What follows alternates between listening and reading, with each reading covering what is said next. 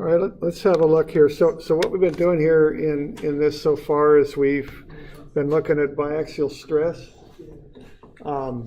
There's two things we can do. We can find the stress at any angle we want.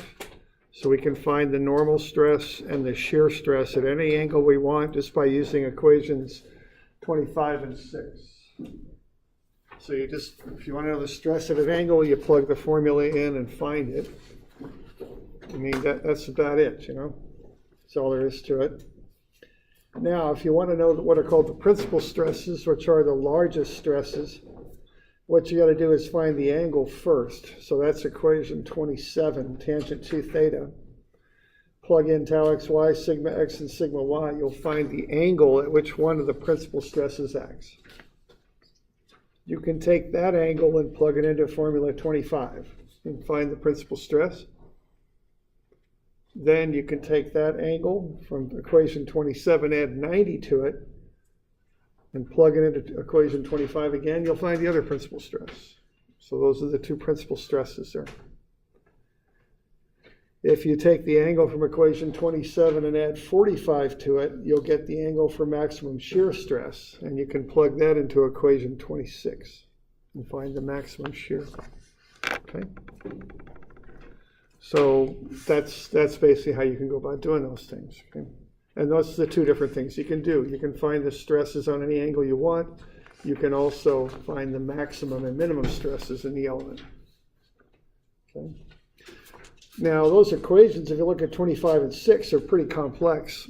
And if you think of they really started using this stuff back when in the Industrial Revolution, when they started building a lot of stuff out of iron and steel. And so what they did, they had a bit of a problem calculating this stuff, okay? And I think, and I don't really know, but I think the two problems they had was, one, they didn't have really good calculating devices. They certainly didn't have calculators and any of that. Maybe slide rules and log tables. And the other thing they probably didn't have was a whole lot of educated people that could reliably go through this stuff. So there was an engineer in Germany named Otto Mohr who came up with a simpler way to calculate this stuff back in the 1800s. So to understand what Mohr did, it is important to understand when he did it. It's in the 1800s. There's not electronic calculators available or computers or any of that. And I don't think there's a whole lot of people that are highly educated either to do this stuff. So he kind of did some clever mathematical manipulation here and came up with what's called Mohr's circle, which is a graphical representation of the biaxial stress equations. And it's a lot easier to use if you don't have a calculator. Okay, so the way this works is the x-ordinate is sigma x1, the normal stress. The y-ordinate is the shear stress. So the xy coordinates of the points on this circle represent the stress on the element at different angles. Okay, so this is a calculating tool. Okay. Page 380. 380, thank you. All right, now the derivation is pretty complicated, but it does get to a fairly simple result. So he took the two equations for shear and normal stress. He rearranged the one for normal stress just a little bit by subtracting off sigma x plus sigma y over 2. And then he used the straight equation for shear stress. So he used those two equations. And he noticed that there were some similarities in them. Now keep in mind that sigma x, sigma y, and tau xy are knowns. They're constant values that you know. The variables are what you want to find, and that's sigma x1 and sigma y1, or tau x1, y1. So what he did, he squared both equations and then added them, okay? So here's the square of the sigma equation, squaring every term in there and using the FOIL principle to square that out. And here's the square of the tau equation. And when he adds them, what happens is this really gnarly middle term is the same for both equations. It has a plus for the normal stress equation and a minus for the shear stress equation. So that just cancels. When he squared the last term, he got tau squared xy times sine squared 2 theta, and then times cosine squared 2 theta. So when you add those together, you get tau xy squared times sine squared plus cosine squared. Well, that equals 1. Okay. And the same thing happens for this first term also. Sigma x minus sigma y over 2 squared times cosine squared 2 theta for the top equation. Sigma x minus sigma y over 2 squared times sine squared 2 theta. So once again, the sine squared plus cosine squared cancels out. Okay? So what happens is when he squares those two equations and adds them, he gets to a fairly straightforward resultant here. And here's the equation that he ends up with. So sigma x minus sigma x plus sigma y over 2 quantity squared plus tau x1 y1 squared plus okay, and that's going to equal sigma x minus sigma y over 2 squared plus tau xy squared. Okay, so that's what he ends up with. And what he noticed is that's the equation of a circle, that x minus a constant squared plus y minus a constant squared is equal to the radius squared. So x is the sigma x1 value, y is the tau x1 y1 value, cx is sigma x plus sigma y over 2, with sigma x and y both being constants, cy is 0, and the radius of the circle is the radical of this expression right here. Okay, so some pretty fancy manipulation of the math and pretty sharp to see how this stuff would cancel, and he ends up with this relationship of a circle. So this is the equation of a circle, sigma x1, which is a variable that you want to know, minus this constant, sigma x plus sigma y over 2, quantity squared, plus tau x1 y1, which is a variable you want to know squared. That's the x and y ordinates of the circle. And then this expression over here, when you take a square root of it, is the radius of the circle. Okay? So that's what he came up with. So if you want to draw this circle up for an element, for a plate or something that's under stress, if you know sigma x, sigma y, and tau xy, you can do it. What we call point A is the x-plane, and that'll be sigma x, tau xy. B will be the b-plane, that's sigma y plus tau yx. Now notice that tau xy and tau yx are equal in magnitude but have opposite signs. Okay. So the center point then will be sigma x plus sigma y over 2, comma 0. Okay. Now, sigma x and y on the element, on the plate, or whatever it is you're looking at, they're 90 degrees apart. The biaxial stress equations are based on angles of 2 theta. So the points on Mohr's circle are 2 times 90. They're 180 degrees apart. So A and B are 180 degrees apart on a circle, which means they're a diameter. So the midpoint of AB is the center of the circle. Okay, pretty slick. So if you're going to draw this circle up, you plot up points A and B. Find the midpoint, that's the center of the circle. Then you take the needle of your compass and you stick it in the center, put the lead on A or B, and draw the circle in. Right off the bat, you've got the cardinal points of the circle are the extreme x's and extreme y's. Those are the maximum and minimum stresses you've got to deal with, the principal stresses. You just find those values on the graph paper, and there you go. You got the principal stresses. Okay. And you can also plot up points. You just have to realize that theta, an angle of theta from the A plane to a plane you're interested in is 2 theta on Mohr's circle, because Mohr's circle is based on the stress equations. And then just find the coordinate of this point, and that'll be the stress on this plane. And that's about it, okay? Now, why don't we go through a couple examples here, because, this is obviously best shown by example. And let's see what we can do with this. So the first example we'll start on is 390.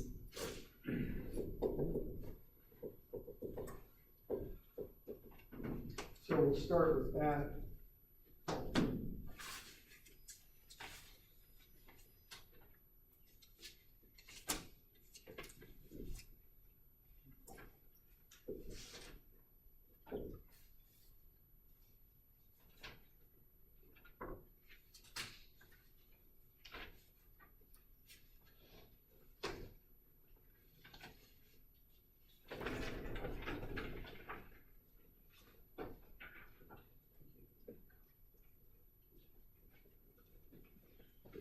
Okay, so we're going to do this old school for starters. So it's back in 1880 and we're designing a bridge and somebody wants to know this stuff. So we've calculated the stresses in the X and Y directions are 52 negative, 90 positive, and we've got a shear of 40 on some element of the bridge, negative 40 actually.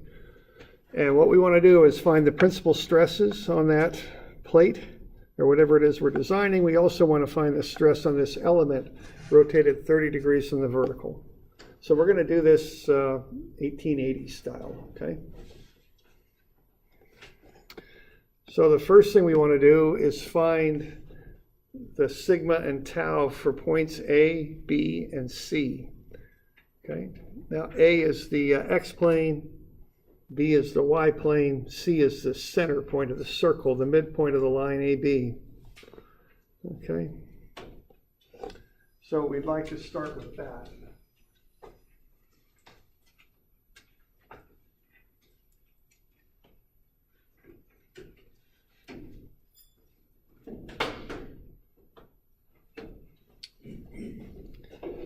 And so it's just like what we've done before. A is just another name for the x-plane, and B is just another name for the y-plane. So A, the normal stress looks to be negative 52. The shear looks to be negative 40.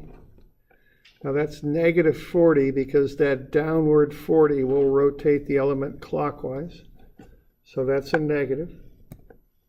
Okay. And then on the y-plane,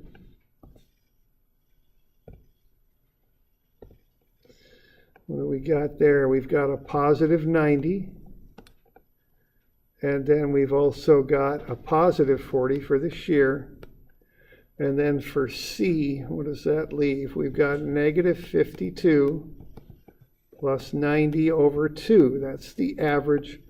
And then negative 40 plus 40 over 2. So that zeroes out. And then I think that other one's 19, if I'm not mistaken. Okay.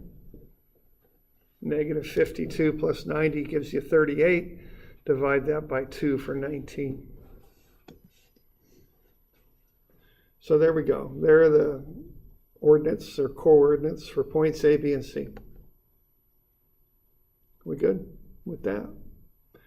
And then what we're going to do is plot those up on the circle. Now, what you would do in real life would be to plot up points A, B, and C. You wouldn't have a circle, if you were doing this back in the 1880s, but I already put one on your paper just because, I think it'd be a little neater notes if I put the circle on there for you. So what we're going to do, we're going to plot points A, B, and C. Now, we got one funny thing going on, and that is the shear by convention is positive down on the graph. And you just have to remember that bit. It has to do with keeping the circles or the directions consistent from the element to the circle. And I'll get into that later, but for now, just realize that the shear is positive down. Okay, so I got to plot point negative 52. Now that's the x-ordinate, so that gets me about over there. And then negative 40 gets me up here. And then I want 90, 40. So I go over to 90, and then positive 40 is actually down. And then I can connect those points. And then I can find the center point right about there. And sure enough, that's 19, 0. Okay.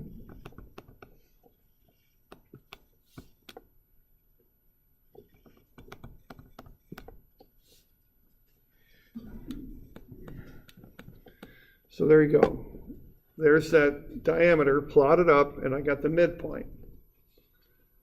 Now what I'm going to do is I'm going to stick my compass needle in 19.0, and I'm going to put the lead on either A or B, and I'm going to draw a circle now. And I've already done that for you, just because it'd be easier, okay? So I'm just going to draw this circle, which is what I would do.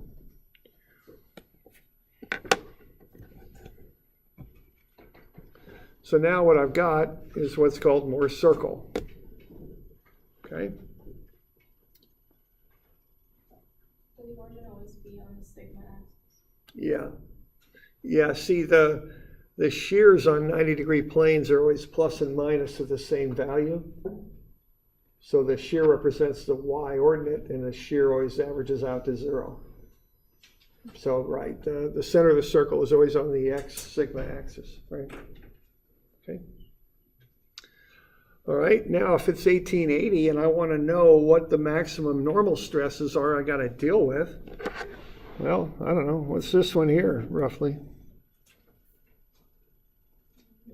Yeah, 100. So I'm going to have to design for 100 tension. How about compression? What am I going to design for?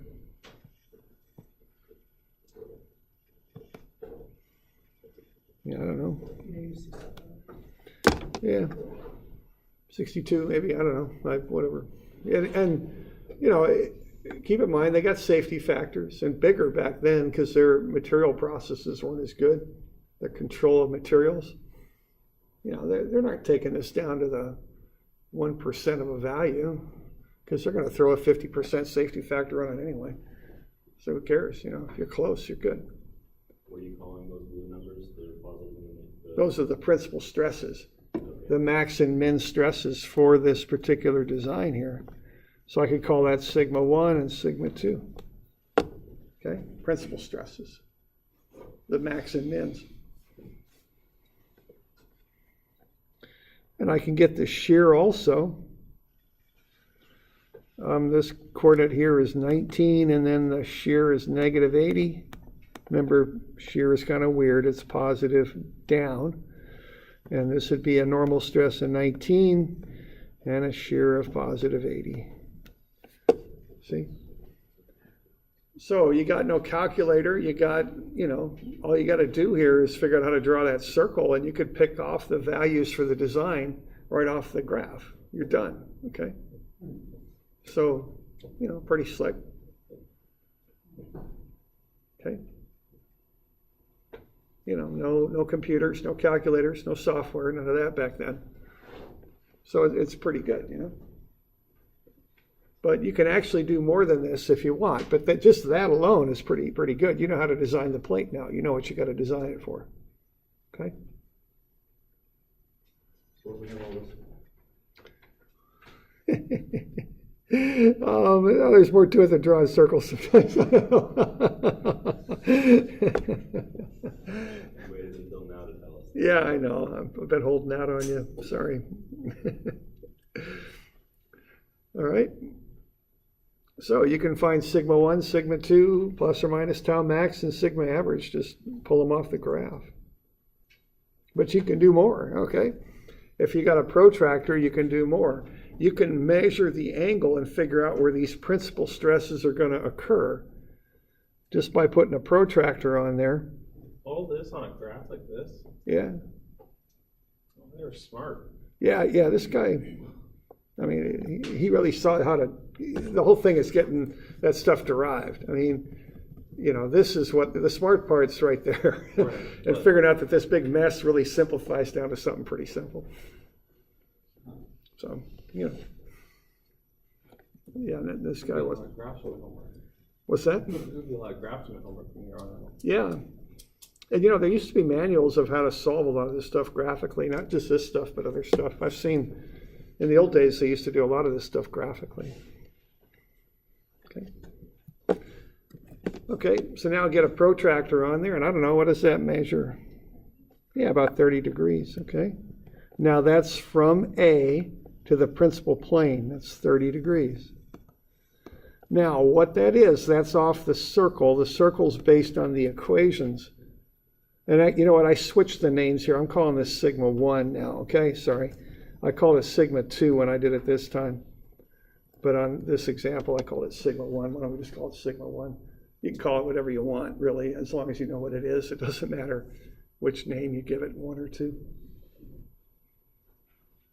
Okay? And on the circle, that angle's measured counterclockwise, 30 degrees. So it's possible. Right, it's positive. So in reality, I start at my A plane, that's the A point on the circle. So the A plane is the X plane. And I measure counterclockwise, not 30, but half of 30, 15. And I can draw that little element in there like I do. And what the stress is on that is negative 62. Okay.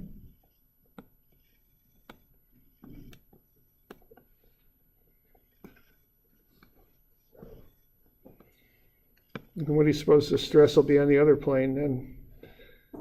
I'm coming 90 degrees off of that. 2 times 90 is 180. That gets me over there. See, that's the other principal stress. And that's positive 100, yeah. So there's my sketches of the principal planes. So that thing's going to have the worst compression at 15. That's 62. It'll have the worst tension 90 degrees off of that at 105. Okay.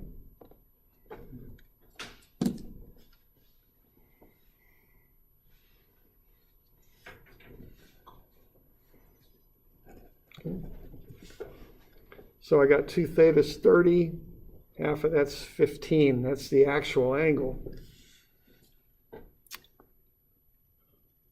Okay. And I'm just calling that alpha just to give it a name. It's not an official name like you'd see in a book or anything. Okay.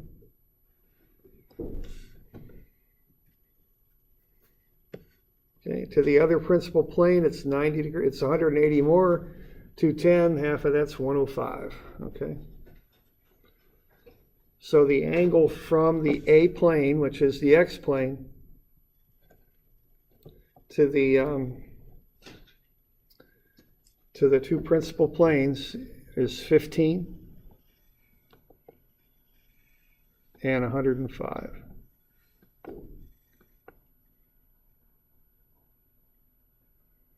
Okay, so that's 15, like that.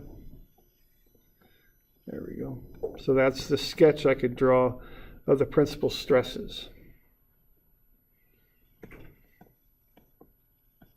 Like that. And that's a 15-degree angle in there. Okay.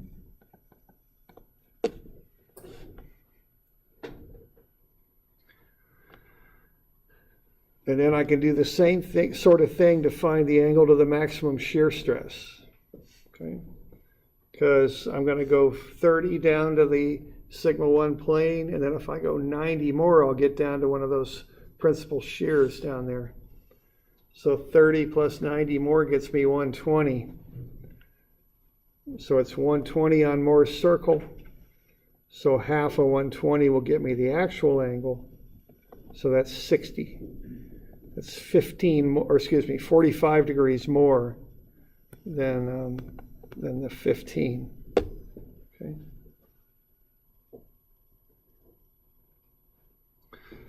So what I've got going on there is I've got my principal plane, my A plane, which is the X plane. I'm going to go 60 degrees.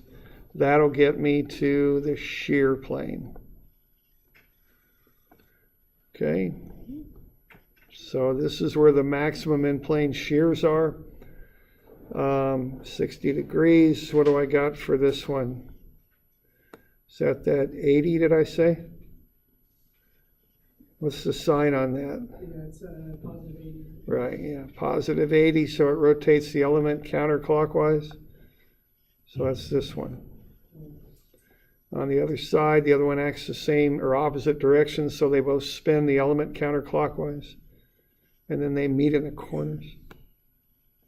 80.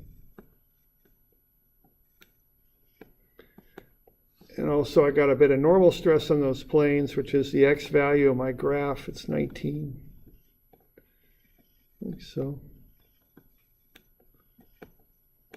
Okay. So that's what's going on at 60 degrees.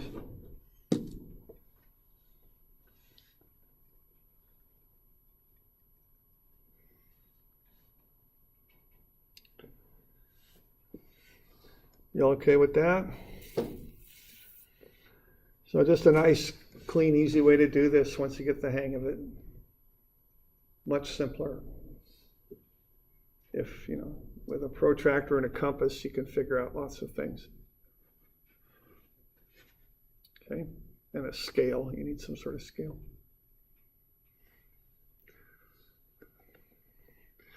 So this was in use in the late 1800s.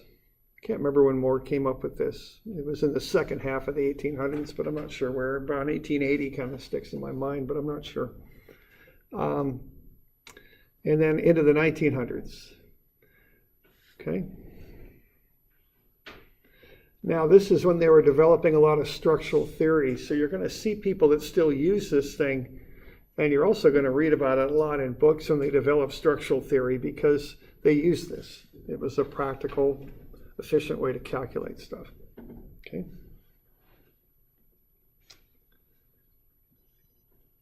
This is something that we take over to Oregon State. Yeah. As we get into school. You'll see this again, yeah. And I remember a guy telling me, he came back and was talking, and he said, yeah, I should have figured this Mohr circle stuff out the first time you taught me instead of having to figure out again in pro school, is what he told me. So you'll see this again. Okay. I'm a civil engineer. I remember seeing this in soils a lot. We used it a lot. Mechanical, you got a second strength materials class. You probably see it then. Okay.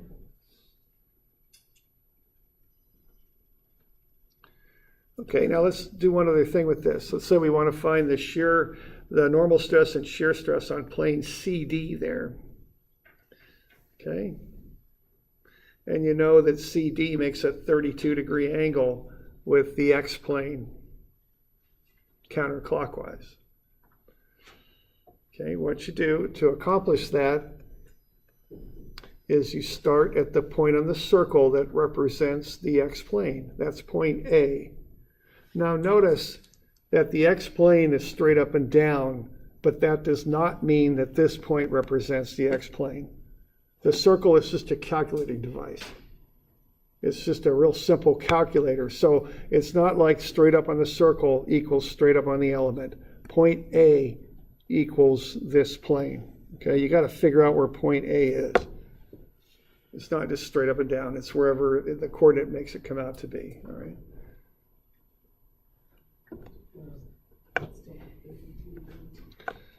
So what we're going to do, we're going to start at plane A and rotate counterclockwise 32 on the element. Well, we got to double that up on the circle.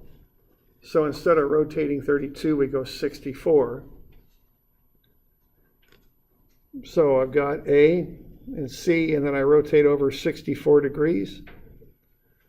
And I plot up the point on the circle that's at 64 degrees counterclockwise from A. The X and Y coordinate of that is going to be the normal and shear stress on plane CD. Okay. And so the first obvious bit would be if you didn't double the theta, then you would be 32 degrees short, and it would just not make any sense. Right. Yep. Yeah. So you got to remember the circle's based on 2 theta because the circle's based on the equation. So when you go to the circle, you got to double the angle from the element. When you go from the circle back to the element, you got to halve the angle to get it back. So that's one thing to remember about this circle. The other is that shear is positive down. You got to remember that too. Okay. So those are the 2 things I keep in mind when I work on this circle. So you said when you go from the circle to the element, it's 2 theta, but when you go from the element to the circle, it's, did I screw that up? Yeah, because the circle's based on 2 theta. So element to circle, double the angle. circle to element have the angle. Okay. The real angle is the one on the element, you know. Yeah. Yeah, okay. Good? Okay. So I just picked out the value of that coordinate. I got negative 48 and 46, and I'm just eyeballing it. You might get something a little different. I mean, it's not like I got the perfect answer or nothing. I just looked at it. Okay. So that's the state of stress on that plane right there. Okay.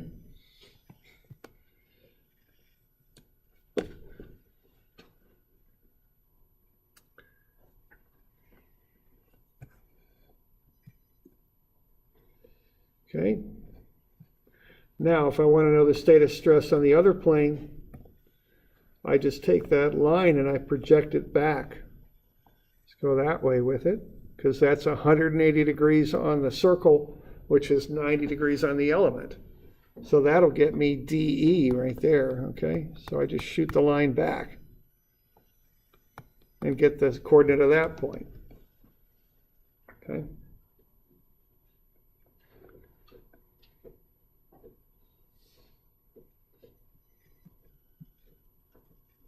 So there's DE, so that's sigma y1, tau y1, x1. So 86 and minus 46 for y1, x1, or excuse me, yeah, for sigma y1 and tau y1, x1, and then for sigma x1, tau x1, y1, it's negative 48, comma 46. Okay. So that's the basics of Mohr's circle from 1880, okay? And you'll use this in 2018, okay? They'll use it, okay? And I remember a student, they were having problems with some rollers that were under load that were interfering with each other when they rolled, I think is what was going on. It was one of those conveyors where they've just got a series of rollers like that just kind of, you know, they're closer than this, but my drawing will get a little weird if I make them too close together, but they're like that, you know, and they just roll. But when you put them together, they actually just about touch, right, in reality.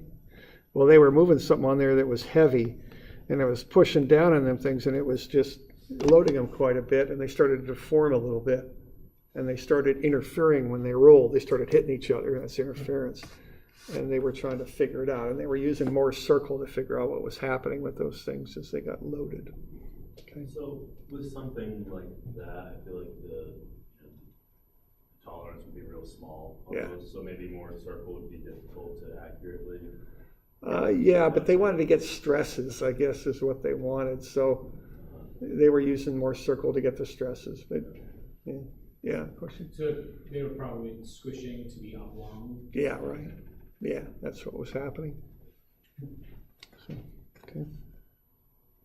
All right. Okay, so we can fill all those values in. Do you have those down at the bottom of your page? Yeah, so, you know, it is kind of important to know what the answers mean. So the normal stress on CD was negative 48. The shear stress on CD was 46. Normal stress on DE was 86. Shear stress was negative 46. Maximum principal stress was negative. Looks like I kind of got that turned around, but you know, maximum and minimum principal stresses are really kind of relative. I would probably turn those around looking at it now, because the bigger value is 100, and that occurs at 105, okay? Whoop, 100. That occurs at 105 degrees. And then the minimum is 62 compression. This one's tension. And that occurred at 15, wasn't it? Maximum shear stress is plus or minus 80. And that occurred at 60. And the average normal stress was 19. Okay.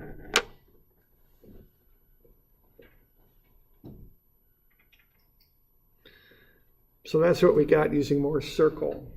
Very similar problem to what you calculated, for the homework today.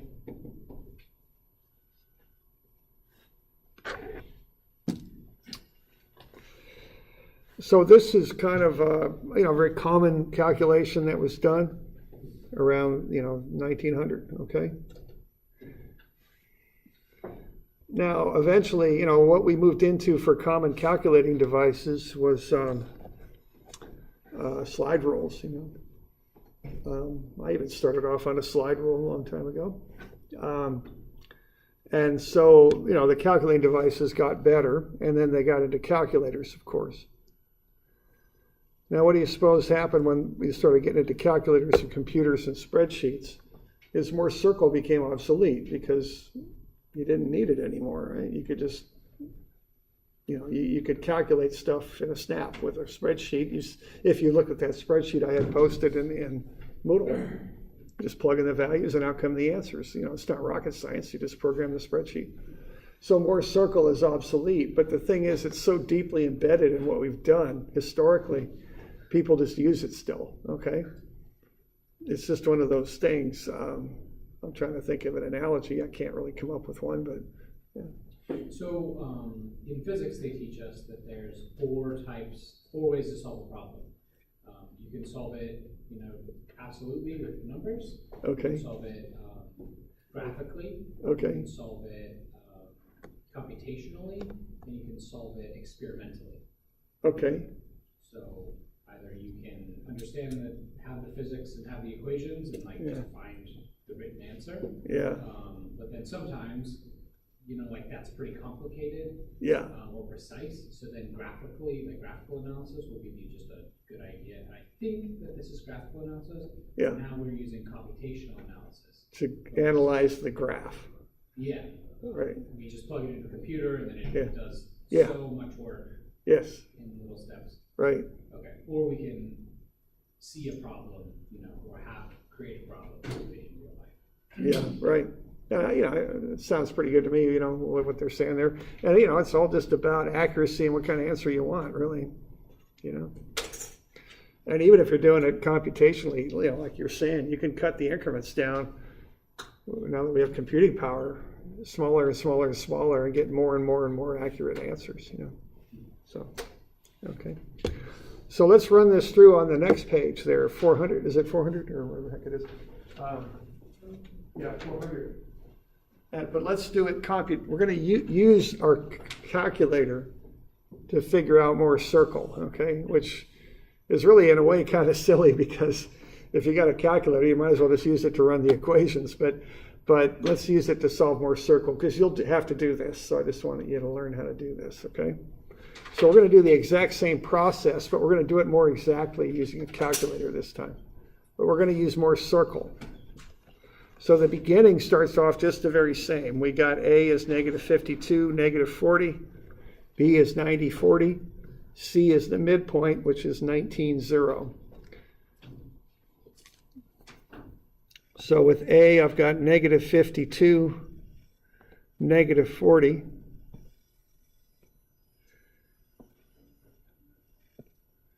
And then with B, I've got +90 and +40, okay? And then C is just a midpoint. Same thing, okay?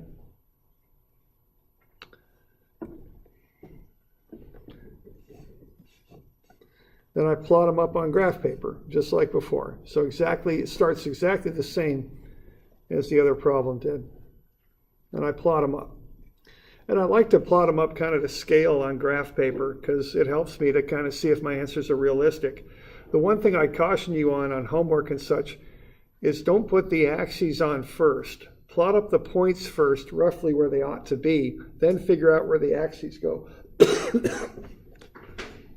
Because if you start off with axes, let's say you set up your homework paper like that, and let's say Mohr's circle happens to have a center over here at 120, your circle could end up off the paper. So I just draw in a circle first, plot up A and B relatively in the proper position, then I put in the axis. It's just that way my circle's big and it's in the center of the page where I want it. instead of being off to one side or the other, okay? Okay, so I'll plot up the points. There you go. And then I draw in the circle, like so, all right? Now, the rest of this gets a little bit more complicated, okay? But that's fine, you know, I can do this, all right? So there you go, there's my circle. Now, what I'm gonna do is I'm gonna figure out the circle using right triangles, with the radius of the circle being the hypotenuse of the triangle, okay? So I'm gonna work with, usually I just draw my triangle from the center to point A. That's normally what I do. And I have that angle in there that I'll call alpha. So what I want to do is get that red triangle that I've drawn in there with a radius and alpha on it, this triangle right here.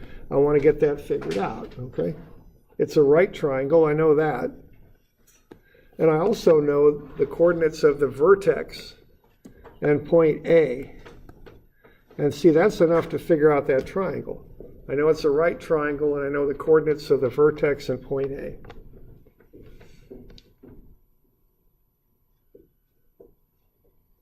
Okay. So what I know there is I've got a height of the thing is 40. Now I'm not going to bother with signs on this triangle. I'm just going to do some tangents and some trig on it. I don't really care what the signs are. I'm not going to bother with them, okay? So I could say that triangle's at negative 40 or 40, whatever I want to call it. But that right there is 40, that distance. The other distance goes from 20 to negative 52. Okay, so that's negative 52 minus 20. No, it isn't. It's 19, my bad. So that's negative 71. That's where that comes from.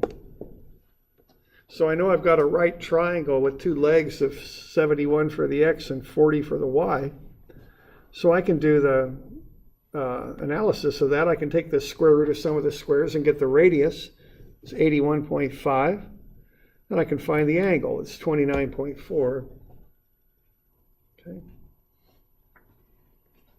So that's the vertex angle and the length of the radius, which is the hypotenuse of the circle. Okay. You all okay with that? Why did you subtract from negative 52 to negative 19? That's getting me the difference between that point at negative 52 and 19 right there. Oh, okay, I see. Just So at it's base. over Yeah, here. okay. Okay. Other questions? Doing all right? All right.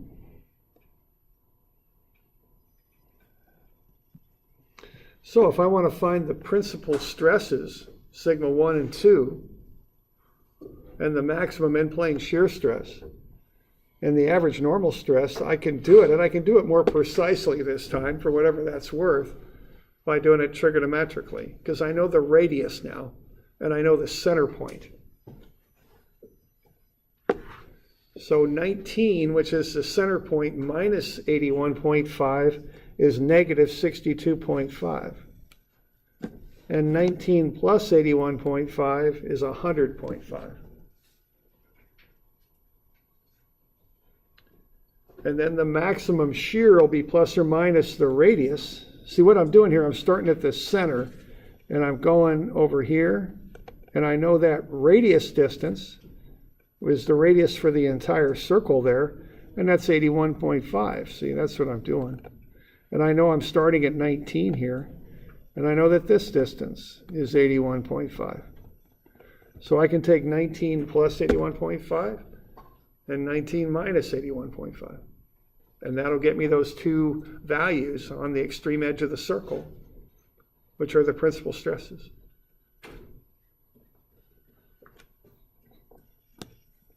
And I can go up and down by 81.5 also, like that, okay? And that'll get me the shears, plus or minus 81.5.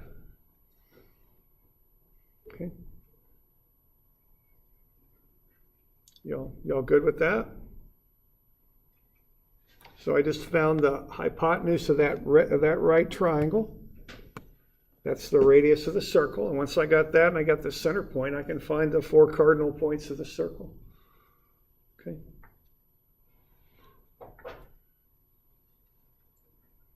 We're good with that? Okay.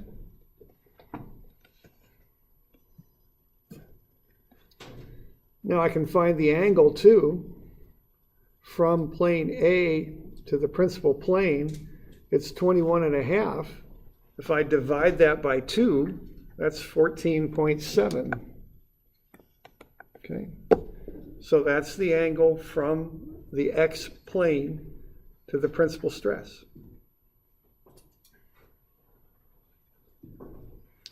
I can add 180 to that and divide it by 2 and get the angle from the principal plane over here to the other principal stress. So I found those 2 angles is what I've just done. And I can find the angle to the maximum shear plane also. This angle right here.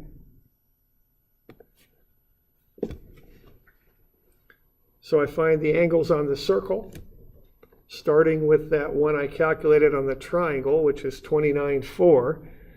I can use that, divide it by 2, I get 14.7. That's this angle right here. Add 180 to it and divide by 2, I get 104.7. Add 90 to it and divide by 2, and I get 59.7. So what I'm doing there, I'm finding the angles to the different principal planes. Okay. So if I wanted to, I could draw up sketches like what I did, when we went through it the first time. The angles would be just a little different, but very close. Okay. You can notice how close we are to what we did visually too. I mean, the visual stuff we did was within 0.3 degrees and, less than 1% on these stresses. It's no big deal. The inaccuracy is no big issue. It's quite accurate, okay? Even doing it graphically, if you're careful about how you draw the circle. Okay. So I get those angles now. And then I can also find the stress on plane CD as well. Okay. So to find that stress on plane CD, I'll take the 32 times 2. That'll get me 64. And I'll rotate that distance from my point A. Okay.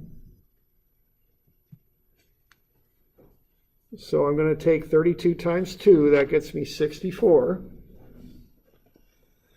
But I've already got 29.4 right here, okay? I need to rotate from A 64 degrees, but this angle right there is 29.4. I want to find that angle there for a second triangle I'm going to draw. So I'm going 64, I'll take the 29.4 away and I'll get 34.6. So that angle right there is 34.6. So what I'm going to do is figure out this triangle now. And what I know about this triangle is it's a right triangle, as all these things on the circle are. This angle's 34.6, and I know what the hypotenuse is. It's equal to the radius. It's 81.5, see? So I can just do a little bit of trigonometry there, and I'll get this side is 67.1, and this side is 48.1. Or excuse me, no, not, it's 46.3.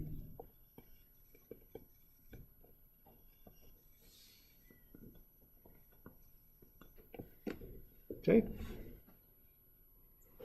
So just go cosine and sine of the 34.6 times the hypotenuse there. And I get the two sides. So I could use those sides to find this coordinate.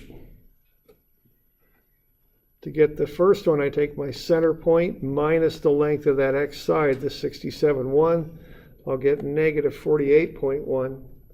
That's the x ordinate, so that's the sigma value. And then sine of the 34.6 times the hypotenuse gets me 46.3. That's the y-ordinate, that's positive, that's the shear.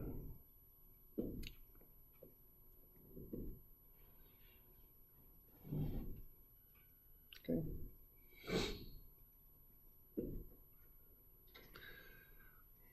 So that's how that works, okay? A little bit more complicated than the first run through it, but it uses the same principles. You just use right angle trigonometry now and a series of right triangles to figure out these coordinates on the circle.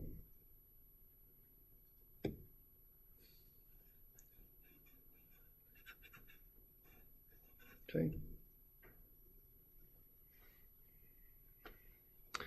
So that gets you the stress on plane CD. Now, if you'd like, you can also find the stress on the other side on DE.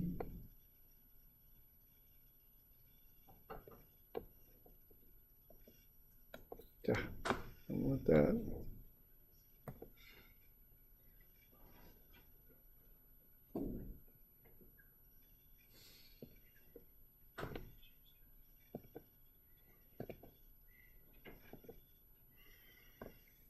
So that'd be that plane right there. So we're just going to go back that way. Just shoot the line back the other direction. Same triangle, just flipped over. So it's still a 34.6 degree angle and a 81.5 hypotenuse. So the sides are going to be the same, 67.1 and 46.3. So you get different a different normal stress. It's 19 plus this time. Cosine 34.6 times 81.5, it's 86.1. And then the shear is negative 46.3. Okay.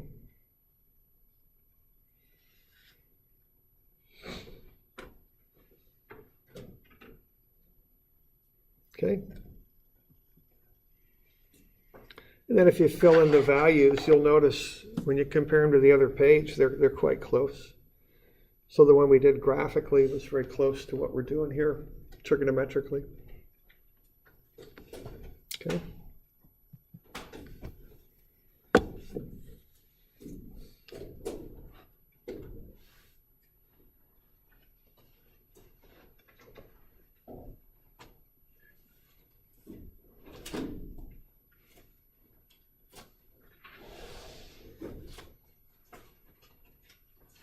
They're no more than like 7/10 off. Yeah, it's pretty good. And even today, it's a 40% safety factor on structural work, so it's not that significant. Okay. I don't know what they used back then. Is this still within that time period, 1800s and right angle trig? They could have done it this way, although I think it's just as easy to use the formula if you're going to do this. I think this is more, I don't know, I don't really know.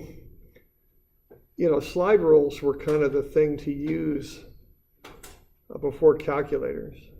And they were pretty accurate. You know, the theory for those has been around. They're based on logarithms is what they're based on. But I don't know when they came into common use. I'm not quite, I guess what I'm saying is I'm not quite sure when the transition occurred to not doing it graphically to more. And I don't really know. Because I remember seeing graphical approaches to calculating a lot of these different things as early as when I started in like 1990. So I'm not quite sure when that stuff all fell into use. All right, should do a couple of these. We'll go over these, one of them at least pretty well. You know, so we got our test coming up Monday, right? You all know about that? Okay, so that's going to be Monday the 12th, right? And for in-class people, that'll be from 3 to about 4:15. And for people that are online, that'll be from 6 to 7:15, okay? The this homework's due next class or Friday or? This will officially be due Friday, but I don't want to just take it from you, then give you a test on it on Monday. So you could turn it in Monday if you'd rather, okay? So I'll just make it due Monday, but we'll try and cover it well so that, you got a good background for it for the test, okay? And is that test review on Moodle, is that, That's what I'll hand out in class. I'll probably try and get that to you Wednesday. But yeah, it's in Moodle. You're right. There's a test review in Moodle. That's the one. Yes. Okay. All right. So we're good with that. So this will be due Monday, the 12th. Okay.